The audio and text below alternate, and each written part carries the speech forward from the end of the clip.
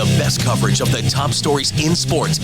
The Sports Wrap with Jason Page starts now. Indeed it does, and great to have you with us on this Tuesday edition of the show.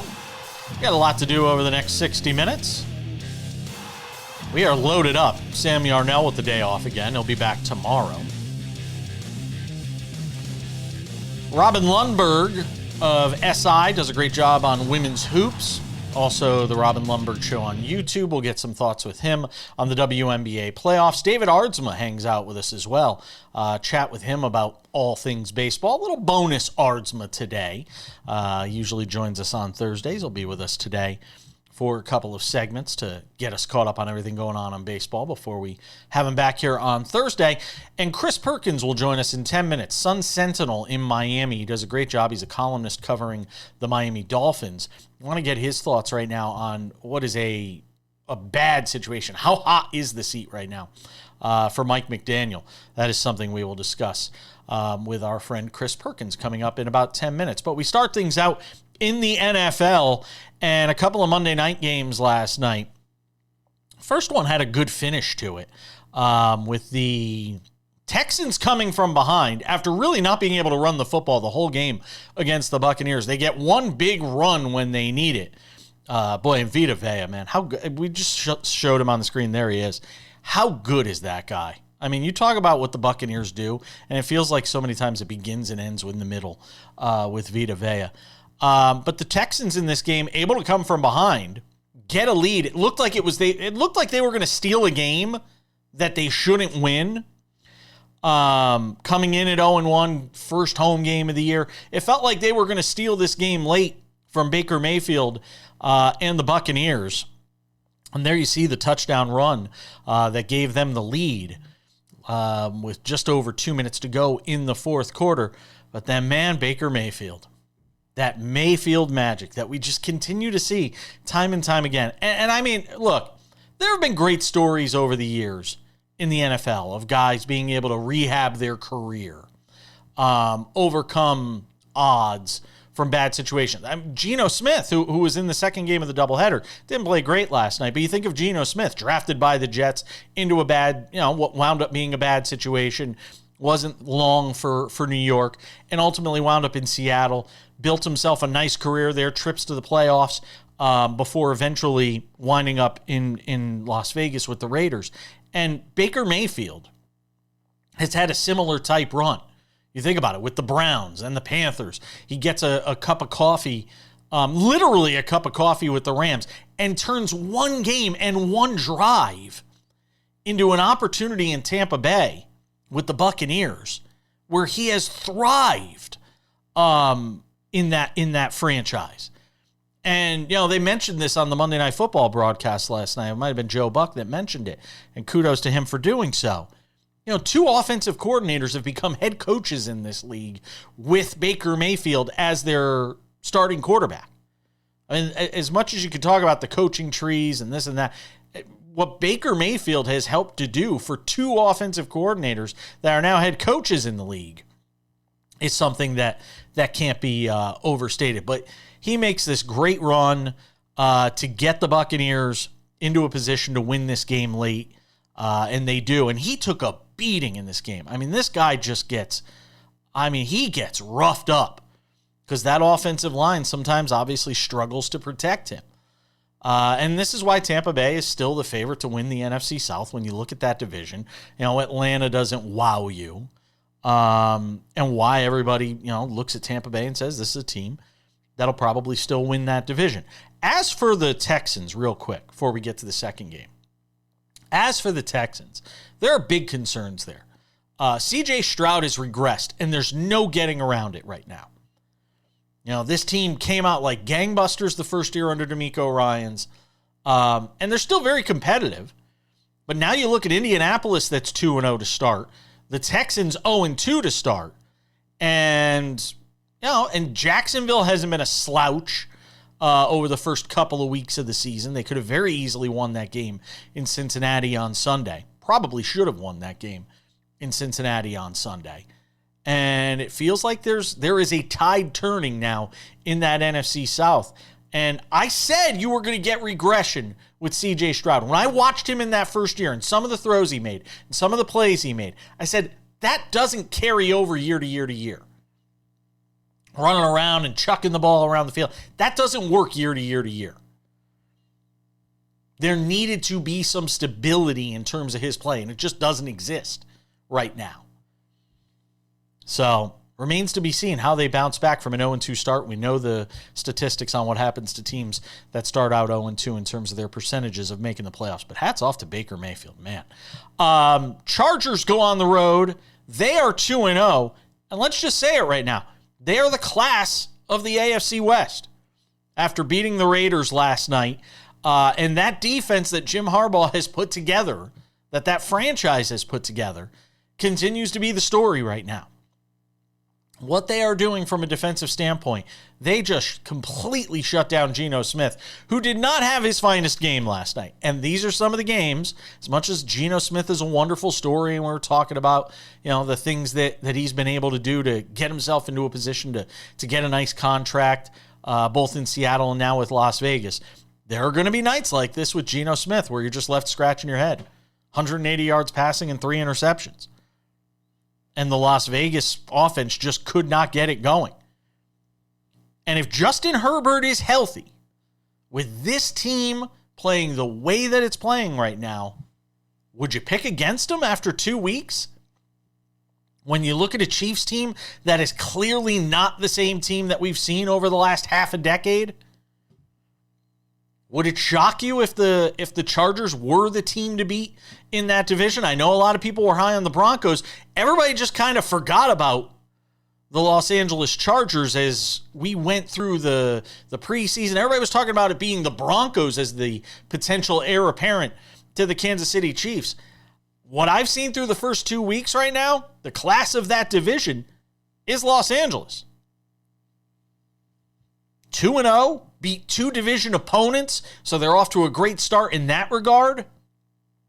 And again, I can say all the things I want about what I think of Jim Harbaugh as a human being. And ethically speaking and all of these different things. We all know what happened with Michigan and so on. There's no questioning his abilities as a football coach, which continue to shine through. They have got to keep Justin Herbert healthy for 17 games. And if they do, right now, they're probably the team that wins that division.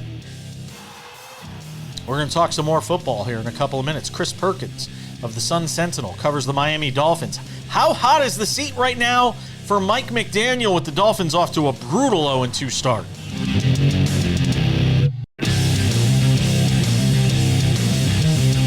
All right, we continue on this Tuesday edition of the show. David Aardsma talks baseball. The former big league reliever joins us in 10 minutes. Do a couple of baseball segments with him on the show. One of the things we talked about yesterday on the program was what is going on with the Miami Dolphins. It's a mess. Chris Perkins does a great job. Dolphins columnist with the Sun-Sentinel. So on a scale of 1 to 10, Chris Perkins, how hot is the seat right now for Mike McDaniels? Oh, it's a 10. It is a 10. I mean, fans flew a banner. They did a GoFundMe, Jason, to finance the airplane, to fly the banner, to fire the general manager, Chris Greer, and to fire Mike McDaniel. Fans are livid right now, so it is definitely a 10. All right. So, I mean, is a move imminent? What is ownership saying? I mean, is there any way to read the tea leaves here on how long ownership will allow this to go? I mean, this guy was the toast of the town. It felt like a year and a half ago. And just like that, this thing is turned on its head. It has. It has flipped in a hot second here, and we don't know what owner Steve Ross is thinking. I saw him in the bowels of Lucas Oil Stadium after the season opening loss 33-8 to Indianapolis, and I shook his hand. I didn't ask him anything about Mike McDaniel. He was surrounded by his people. One of the other writers that was there with me told Steve Ross that he liked it when Steve wore the plaid sports coats, and at least Steve was able to smile about that. I don't know that Steve Ross is smiling right now. Here's the thing, that they play Buffalo Thursday night. And by the way, The Dolphins are 3-10 in primetime games under Mike McDaniel. So, and they are also 1-6 against the Bills, 6-game losing streak, 0-4 at Highmark Stadium. This does not set up well for Mike McDaniel. Going beyond that, there's an 11-day break between the Buffalo game and the New York Jets game on Monday Night Football, another primetime game. So this does not set up for McDaniel if they lose, and especially if they get blown out. 11 days is a nice cushion to name an interim coach and have him kind of get acclimated before that Jets game. So right now, it does not set up well for Mike McDaniel surviving the weekend. As the observer who sees this team up close and in person, how much of this, in your opinion, is coaching versus roster construction? Because we talk about Chris Greer and his job, obviously, being on the line too at some point here. How much of this is coaching versus roster construction?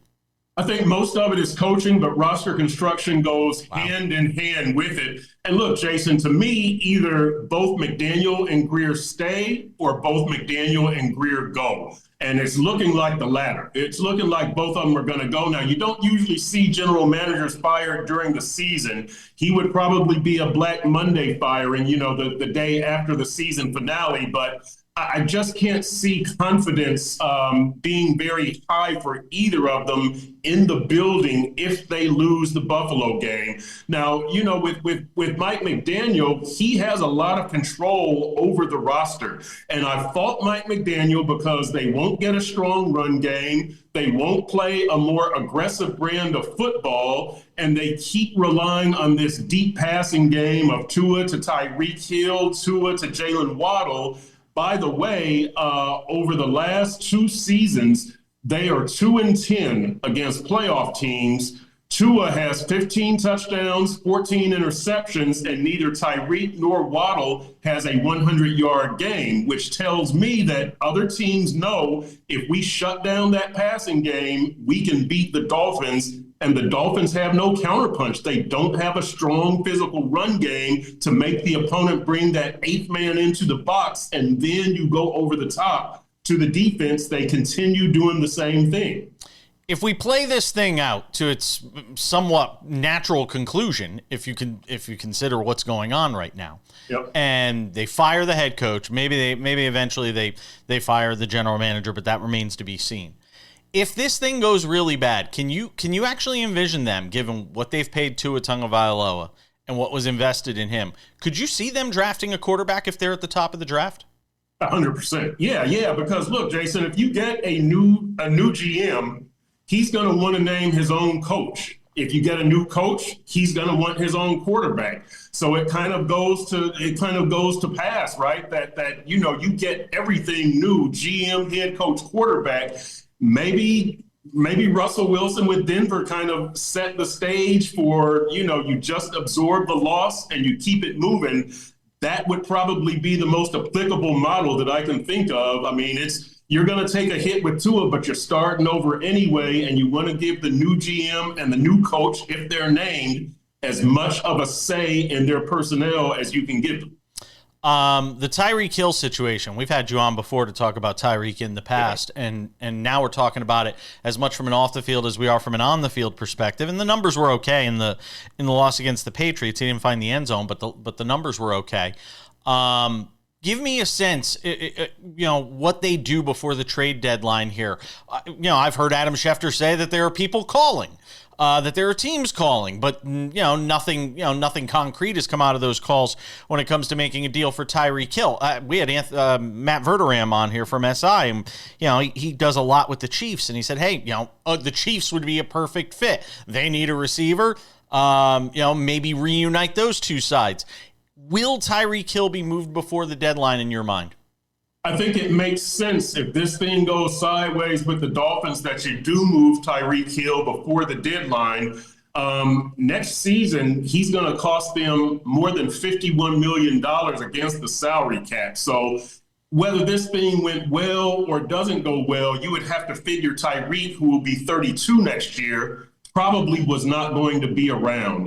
He's had a whole bunch of off-field incidents, and I think the fans are kind of sick of it, considering they haven't won a playoff game. I think it's different if they get to the AFC Championship and Tyreek has all this bad behavior, but they haven't even won a playoff game. So, yeah, I think it's very realistic that if this thing goes sideways for the Dolphins, they try to move Tyreek. They will move Tyreek. Well, they try to move Tyreek before the trade deadline because, as you know, there's an NFL investigation ongoing with Tyreek right now, so that's going to make him harder to move. Yeah, and that's what I think the big issue is teams are going to be scared. Hey, we go and invest something in this guy, and then he's gone. But maybe it becomes a situation, Chris, and I only have about 15 seconds here, where they just take less just to get him off the roster and get that number off the cap.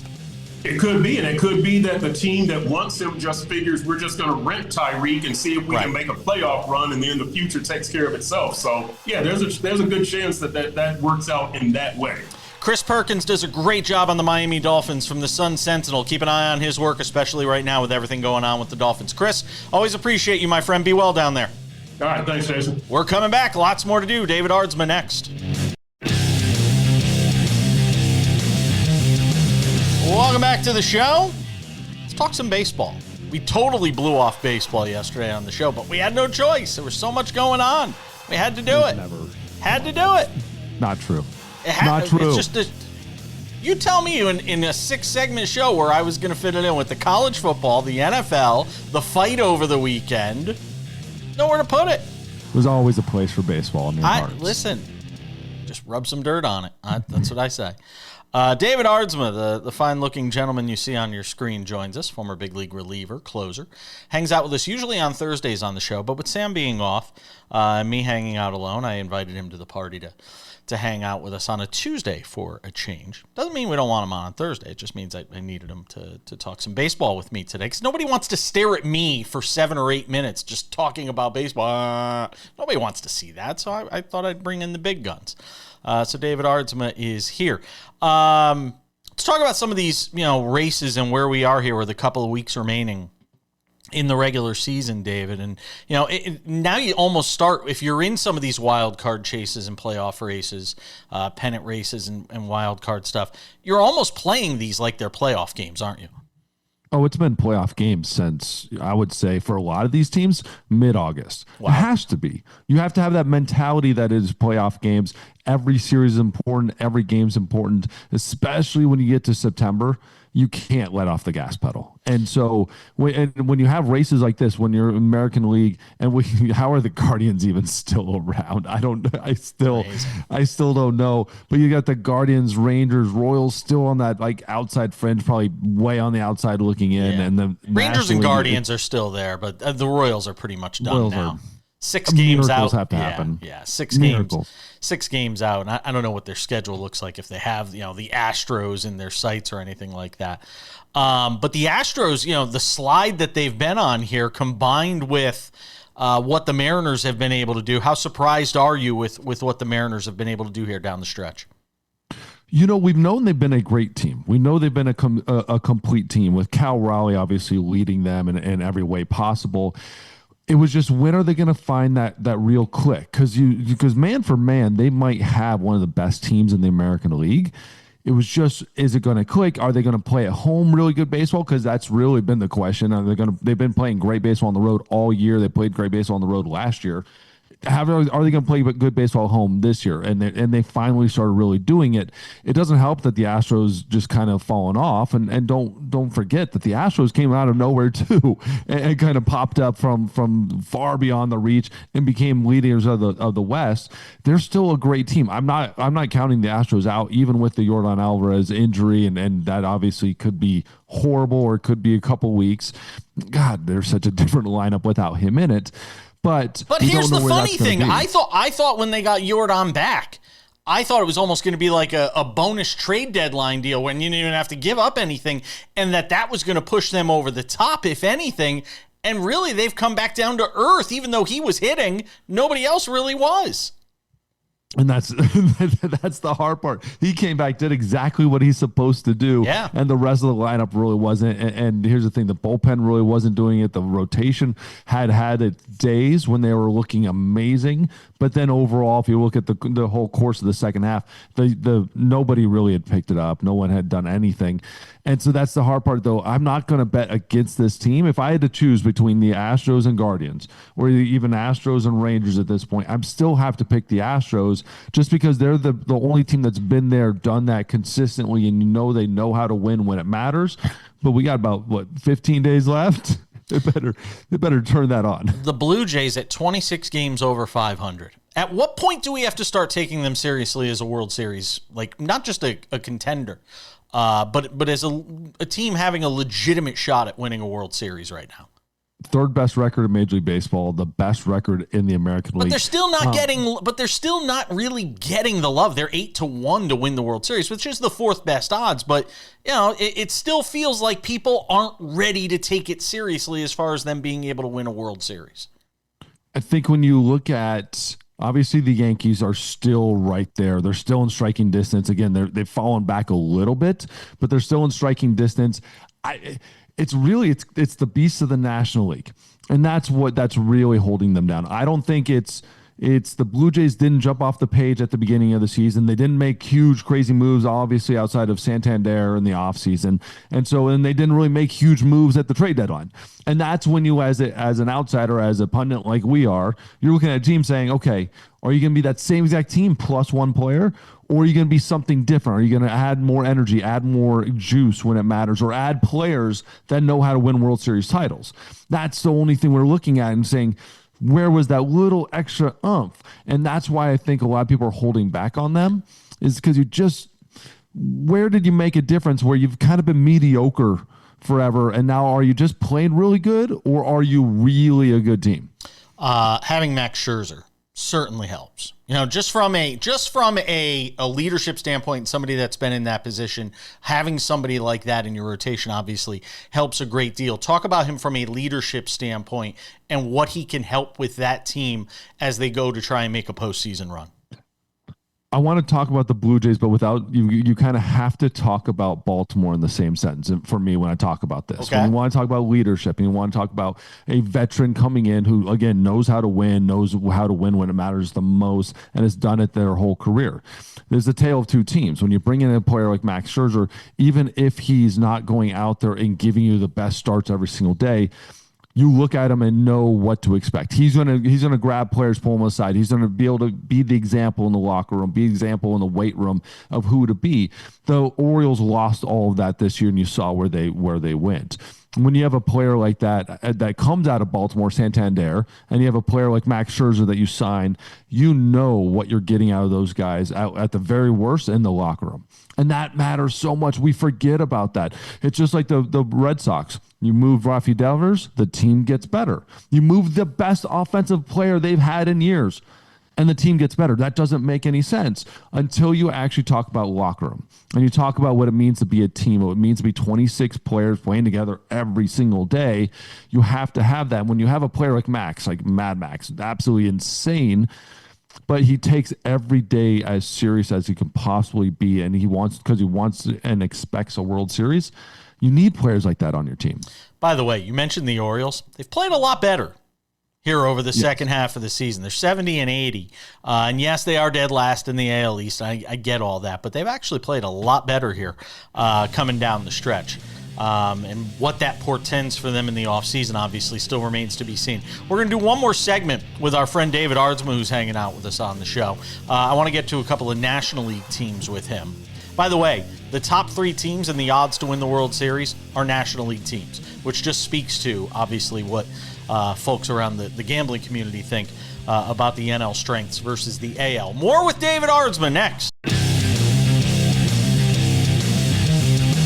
All right, coming up in 10 minutes, Robin Lundberg from SI and the Robin Lundberg Show over on YouTube.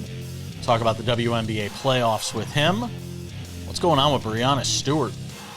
Suffered a gnarly, like a knee injury that did an MRI. Didn't look like a good injury. Talk to him about that and more. Hanging out with our friend David Aardsma former big league reliever, closer. Usually hangs out with us on Thursdays, giving us a couple of segments today on the show as well. Checks in the mail. So I got to ask you, I'm going to take you to task in this segment on something in the final couple minutes of the segment. And I have not pre-prepped you for this, so I'm absolutely going to blindside you. But it probably won't be blindsided because you've spoken out on this topic. We talked about the AL, and at the end of the segment, we mentioned how strong the National League is, and what the odds makers are telling us by the way they've set the odds, with the top 3 teams favored to win the World Series being National League teams. With what the Brewers have accomplished, obviously they've now clinched their division, and Chicago is no slouch. Obviously, they're going to make the playoffs as a wild card team. Just give me a sense, because every year we sort of poo-poo the Brewers, but watching what they're doing right now, is this the time where you finally think it's different? This is the first offense and pitching that I feel like they've not just been opportunistic. That's the only thing. I think this is a different team, because for a long time they feel like the Rays. Opportunistic. They're going to score just more than runs than you. They're not going to beat you with the bat. They're not going to destroy you with the pitching, but they're always going to outpitch you enough and just outscore you enough. They're going to win 3-2 or 10-9 if they have to, but they're not going to walk out there and be 10-9, 10-1, 10-1, 10-1. This is the first team I feel like they have a little bit more than that. It's like they're walking in with their own who they are. They don't have anything to prove to anybody else. They just are a team. There's a big difference. When you're on the Yankees, when you're on the Red Sox, you walk in every day and you're like, yeah, you know who we are. We're going to beat you. When you're the Brewers, I feel like it's like you don't respect us, so here we come, and we're going to get you. And this is the first year I feel like they're everybody knows who they are. They're on the front page. Everyone has been ready. They've got the best record in baseball. And so it's a look at us. I still don't know if you're walking into a series and you've got everything on the line in Yankee Stadium, if they have the team that's going to show up on the lights. Is this the Rays, the Minnesota Twins of the early 2000s? Or is this like a juggernaut? I don't think they're quite there yet. When you look at the lineup, I feel like you just need a little bit more pump, and you back in the bullpen. They got rid of all the back end oomph of that bullpen, which matters the most. They're a killer lineup. They've scored a ton of runs. Their ERA is incredible, but they've scored 20th in home runs and they're 11th in bullpen ERA. Those are the two things. Like sometimes in the playoffs, like you just walk out there, hit a 3-run home run that first inning, it just changes the world. A lot of teams can do that. They're going to be playing against. They don't. And that bullpen, if you're 11th and you're relying on them for 5-6 innings in a reliever heavy playoff series, which everything is, it gets thin really, really quick. And that's the only 2 spots. And it's just like, and until you do it, I don't believe in you. I got a minute here, and then I want to hit one more thing with you. So be quick on this. Diamondbacks, Reds, Giants. Mets the 3rd wild card right now. All 3 of the teams behind them, 2 games out. Which one catches the Mets, or are the Mets going to be that 3rd wild card? Mets are going to be the 3rd wild card. Wow. Mets are going to be the 3rd wild card. This team was built for the World Series. It's not built for the regular season. I still believe in the roster, up to down. Wow. And Frank Fleming, that is music to Frank Fleming's ears right now. Let me tell you. Going to need it. They're going to need it. But again, they also have a very friendly rest of the season. They're about 500 on their winning percentage who they're playing. All right. Last but not least, I got to take you to task. I don't know how many people have seen this. It was on social media over the weekend. Ken Rosenthal on your screen, ladies and gentlemen, for your viewing pleasure. Oh, there's the water being spilled on. And now he bumps into a cameraman, and look at the look he shoots that cameraman. Wow. Anything you need to know about Ken Rosenthal, you got right there in that little snapshot. And I also shared a story. I used to have a producer when I worked at ESPN Radio in Hartford, one of their affiliates there. I had a producer call Ken Rosenthal to get him on the show. Literally, this was the conversation verbatim. Ken Rosenthal picks up the phone. My producer says, "Hey, Ken, can we get you on the show? Talk with Jason Page, ESPN Radio, blah, blah, blah." And Ken Rosenthal's response was, "Don't you have enough guys over at ESPN that could talk baseball? Click." That's all you need to know about Ken Rosenthal combined with that video. You, David Aardsma, clearly, maybe he's buddies. Maybe he lives out there in Scottsdale with all you highfalutin folks. But apparently, you think it was okay what Ken Rosenthal did to that poor cameraman. Instead of helping him up, he just left him there to wallow in his misery. You got a minute. Go. Would I have helped him up? Yes. But that's me. But I would have stopped probably everything and forgotten I was live TV and helped him up. The look is horrible. The look is look is not a good look. I will give you all that, but I do know this. I don't want to ever judge somebody for that worst moment, that worst look. The Ken Rosenthal I know has always been great to me. Is wonderful. Gone out of his way to know my family and to remember my kids and my wife. And I've never had that interaction. I was also never gotten knocked over. I think he was a lot more surprised than anything. Of like, what were you doing there? Why were you standing? That look and that. That was not. It wasn't a good look, and I'm not defending the look or the action, but I will say this: I do know the man, and he's always seemed to be a great guy to me. I've always had wonderful interaction. David Aardsma, ladies and gentlemen. Apparently the agent for Ken Rosenthal. Hanging out with us on the show. We'll see you on Thursday. Say hi to Andrea. And, there you go. See, I always remember. Once you meet her, you can never forget her. We'll see you later.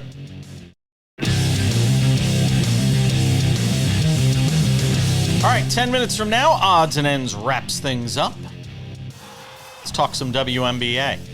Playoffs, they're going on right now. And we've decided to bring in our friend Robin Lundberg, who does a great job with SI on women's basketball. Robin Lundberg Show on YouTube as well. He's everywhere, the omnipresent Robin Lundberg. We were just talking about it off the air, the loss of Caitlin Clark to this postseason. So I'll begin with that real quick, and then we'll get it out of the way and actually talk about the teams that are here and the players that are here. How devastating is that for the league? Oh, I mean, I don't think it can be, overstated. Yeah, look at the helmet behind you, New York Giants, and then there's a football behind you. I remember last year going into the playoffs, as much as I was covering the WNBA and Caitlin Clark and the Fever, people were like, oh, football season's starting, that's done with. And I said, no, this is different. Something about her is different. And if you recall, even in the postseason, I think the Fever games were doing 2 million plus in the playoffs last year, in the midst of the NFL. And game one of their series against the Sun was on a NFL Sunday and still did big numbers. Now, that's not to say there hasn't been the trickle-down effect, because there has. Over the course of the year, the numbers are still up for the WNBA year to year. Now, that's inflated a bit because they were super high at the beginning, and the top-rated games are still Clark games, and 9 out of the top 10 ESPN games are still Indiana Fever games, whether Caitlin Clark played or not. But there is an absence of energy and casual fans coming over because of the loss of Caitlin Clark. There's no ifs, ands, or buts about that. The bright side of it is, because of what happened last year, there are more people who are now familiar with the other players, the other teams in the league. And something like the MVP debate between Nafisa Collier and Asia Wilson has taken on a life of its own, given, the influx of new fans to the product. Let's talk about Las Vegas. We'll get back to Indiana if we have time here, because they lost their game one against Atlanta. How do you explain, as somebody who actually watches the games more than anybody I know, how do you explain what Las Vegas has done after basically meandering through more than half of the season? How does this happen? Well, it's always a multitude of factors. This was a team that is a little long in the tooth at some positions, and some of those players gotten a little bit of a rhythm. Health is always matters. One thing that isn't talked about very much is Jackie Young. She's been absolutely tremendous, and she dealt with an injury last year. So, was slowed a little bit by the injury, and she's been brilliant, first or second team all WNBA, brilliant on top of what Asia Wilson has done. And then Chelsea Gray rounded into form. Credit Alyssa Smith.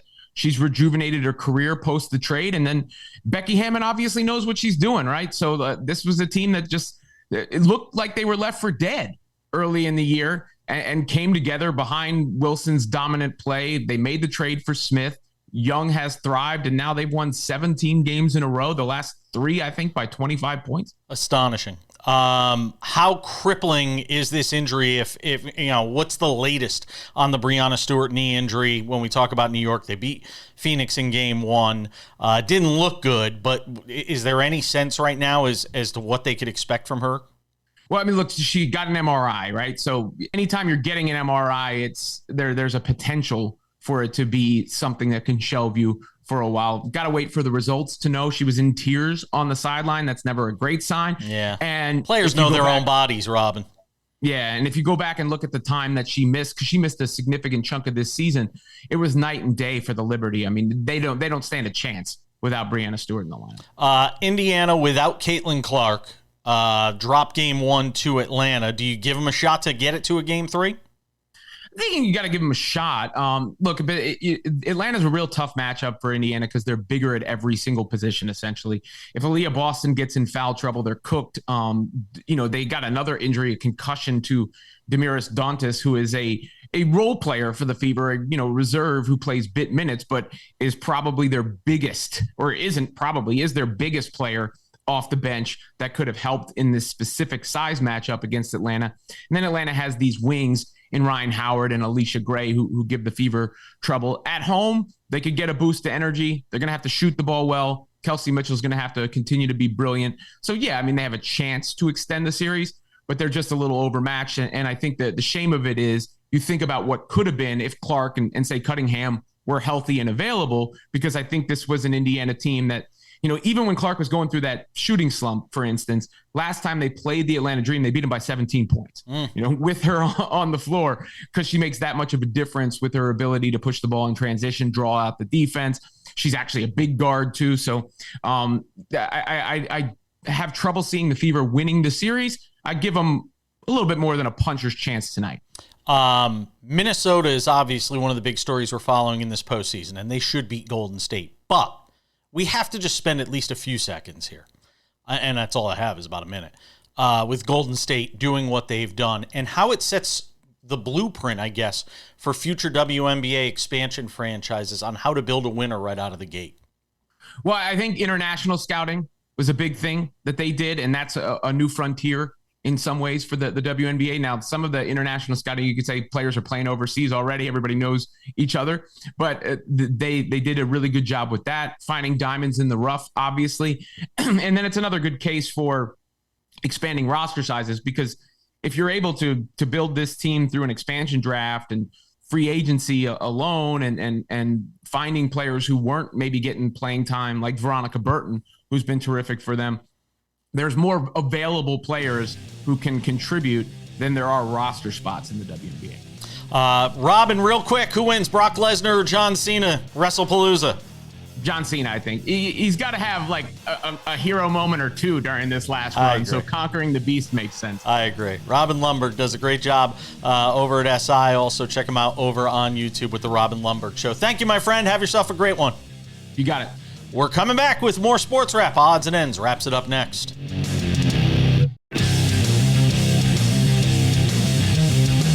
All right, just about time to put the wraps on this baby for a Tuesday. Before we go, a couple of reminders. First of all, if you have not done so yet, make sure to subscribe to the Sports Wrap with Jason Page podcast. It's available on all your favorite podcasting platforms: Spotify, Apple Podcasts, YouTube Podcasts, iHeartRadio, TuneIn, Odyssey, Amazon. You name it, we're on all of them. It's a great way to consume the show. It works in audio form just as well as it does in video. 45 minutes commercial-free, Monday through Friday. It is there for you, the Sports Wrap with Jason Page podcast. In addition to being on almost 300 affiliates around the U.S. and Canada, this show is also available on our YouTube channel, the Sports Wrap with Jason Page YouTube channel. If you have not subscribed yet, what are you waiting for? We've got the show there Monday through Friday, commercial-free. Sometimes it's available before you even can see it on television. I know some of my TV affiliates might not like that, but there are some people that like to consume the show via YouTube, so that gives them an opportunity to do it there. We also have Sports Wrap Shorts, What are Sports Wrap Shorts? Sometimes they're clips from the show. Sometimes they're clips not from the show. Sports Wrap Shorts, when news breaks, we are there to talk about it on the YouTube channel with Sports Wrap Shorts. Go and subscribe to that YouTube channel, the Sports Wrap with Jason Page YouTube channel. We would appreciate it greatly. And without any further delay, ladies and gentlemen, time for some odds and ends.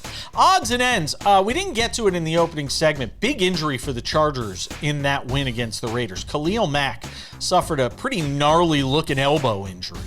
They're going to do an MRI to kind of get a sense for how bad that injury is, but he looked like he was in a lot of pain. You could see him in the sling there, jogged off the field, but was certainly in a lot of pain when that injury took place. Chargers coach Jim Harbaugh didn't really have much to say about it after the game, just said he'll undergo imaging and then they'll see where they go. He had a sack and a tackle in the opening quarter of that game before succumbing to that injury.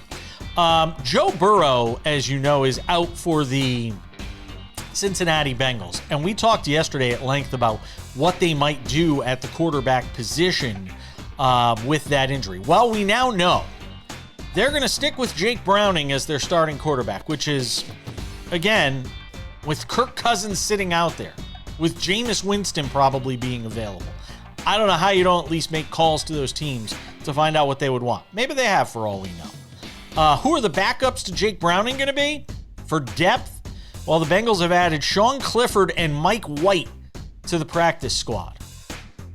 I mean, it says all you need to know about, the Bengals and the direction they're going to go with trying to, weather the storm, if you will, while Joe Burrow is out. That they think the combination of Jake Browning, Sean Clifford, and Mike White is good enough to win football games in that ultra-competitive AFC North. Good luck, Bengals fans. I feel for you. This felt like a year where you could at least be a playoff team, and then you take your chances with one of the best quarterbacks in the game in Joe Burrow, and now you're left at the mercy of however long he's out with this turf toe injury, the surgery to come up after the swelling goes down, at least 12 weeks on the shelf for him. And Sean Clifford and Mike White following Jake Browning, those are the answers right now for that franchise. Shrug emoji. That's what I got for you. Last but not least, odds and ends. Why is Prime Video on your screen right now? We all know they're trying to do things when it comes to sports. We know they've added the NBA, which will begin in earnest soon enough over on Prime Video. We know what they've done with multiple sporting events. Yankee games are on there for those of you that are Yankee fans watching the show. They have Yankee games that you can watch on Prime Video. Well, the folks at Prime Video continue to make strides into major sporting events. The latest, this one, the Masters, a tradition unlike any other. Hello, friends. The Masters, which you can see on CBS and ESPN, now will have first and second round coverage of the tournament, early first and second round coverage of the tournament available on Prime Video. And look, this is a coup for Prime. And I give them credit. They continue to try and fight. And Netflix has kind of gotten into this a little bit with the boxing that we talked about over the weekend. I wonder how much more you're going to see these streaming companies, Apple TV with MLS and Major League Baseball. You're going to have a Major League Baseball deal that's essentially coming up here at the end of the season with ESPN giving up its rights. Could Prime Video jump into the mix? Maybe Peacock jump into the mix? I mean, who's going to want to jump in and take those, those opportunities? Sports rights, sports broadcasting rights are so difficult to get your hands on that when they come available, you've got to jump in and make a play. And the folks at the Masters have never been bashful about trying to make a little money off their rights. And this is, the latest example of it with them running over to Prime Video and saying, hey, you could have, the rights to the first and second round. What do we care? The folks at ESPN probably don't care that much. They get tons of coverage as it is, and we already know what CBS gets. But this continuing battle amongst all these media and streaming companies and streaming media companies in an attempt to get some of these sports rights deals, the battlefield is shifted. no longer just ABC, CBS, Fox, NBC. A lot of players in the game, all continuing to try and get their piece of those sports broadcasting rights. All right, that's going to do it for us on this Tuesday edition of the show. Sammy Arnell returns tomorrow after a couple of days off. Thank you to David Aardsma, Robin Lundberg, Chris Perkins. Thanks to you for watching all the time. We appreciate you. I'm Jason Page. That does it for Sports Wrap. We'll see you back here on Wednesday.